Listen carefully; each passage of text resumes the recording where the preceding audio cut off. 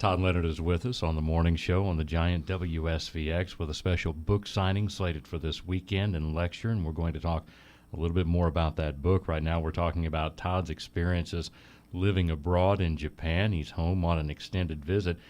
You mentioned living in other places and other travels. Where else have you been able to call home during this stretch? Actually, and that has a Shelbyville connection too. As a postgraduate student, the Shelbyville Rotary Club sponsored me as an international ambassador, a scholar, to go to Costa Rica.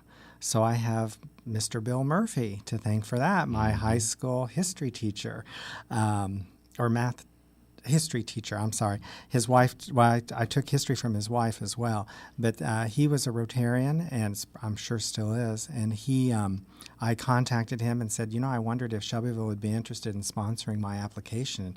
And he said, absolutely, we'd love to. And so I was able to live in Costa Rica for a year and study at the University of Costa Rica, postgraduate studies in history, because history was my major as an undergraduate, and as my master's degree was in history as well.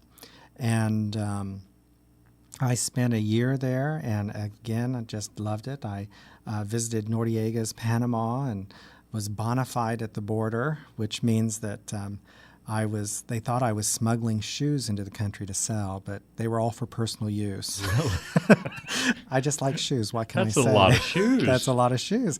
And it was funny because I was prohibited from traveling back to Panama for 6 months because of all the shoes that I had. They just, I guess there's a lot of Costa Ricans that would travel to Panama to buy goods and bring them back over the border. So, and I traveled to Colombia and was robbed by a taxi driver in Colombia, and I was chased by bulls in Spain.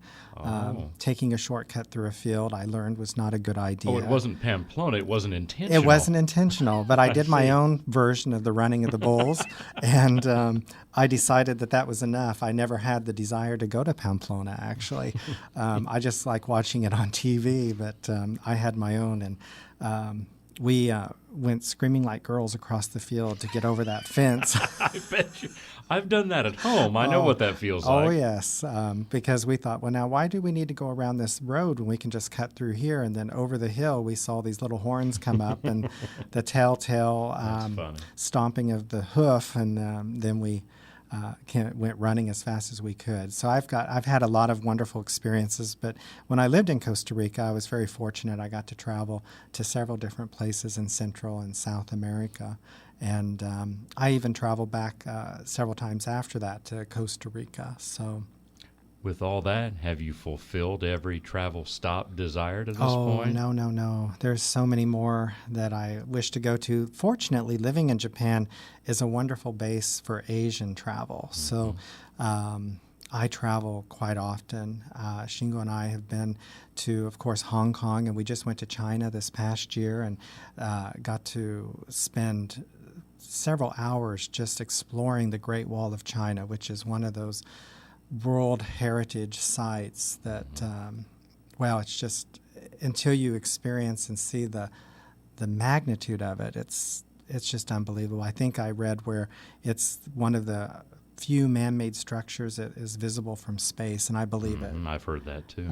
Just because of its immense size. It's just an incredible structure. And, of course, traveling to Thailand and Malaysia and Singapore and Australia even. I know from here it seems like such a world away, but for us it's just straight down, so it's no jet lag. That's always something to take into consideration when you're traveling. So I've been very, very fortunate. I do feel blessed, and I don't take any of it for granted because it's not something I planned. It's just something that developed in my life. So I certainly am very appreciative of the opportunities that I've been given from living in Japan. Well, with the Shelbyville roots and all of that travel and stops, why then is Japan home? Well, again, that just happened by accident. As I was deciding what to do after finishing, I taught a course at Purdue in Spanish, and the Japanese embassy in Washington contacted me. This is, I remember 20 years ago when the program that I initially went to Japan on was in its infancy, and they were trying to recruit people to go to Japan. And they said, would you be interested in going to Japan for a year to teach English in junior high schools? And I thought, I taught English in Spain at a grade school, and I taught history and English at a university in Costa Rica. So I thought, I do enjoy teaching English as a second language, and why not take a year and do that? I would be very happy to have a year adventure to do that. And so I went to Japan, and then 1 year turned into two turned into three, and here I am 20 years later with a house mortgage in Japan and no plans of returning anytime soon, at least till I retire. I do eventually hope to have, because I maintain a home here in Indiana as well, and I do see myself living part of the year in Japan, part of the year in the States, because this is my home, and I love coming home to Shelbyville and seeing my family, friends, and just the familiarity of being here. So I do see myself dividing my time after I retire between the two countries. And so often when we think of Japan, I think Tokyo obviously would be the first thought, but part of the title of your book is Living in Rural Japan. Oh, yes. I'm so far from Tokyo, and it's funny because in the book I mention sometimes family or friends will have an acquaintance or someone going to Japan, and they'll say, oh, listen, my cousin's going to be in Tokyo, and could you meet him for lunch?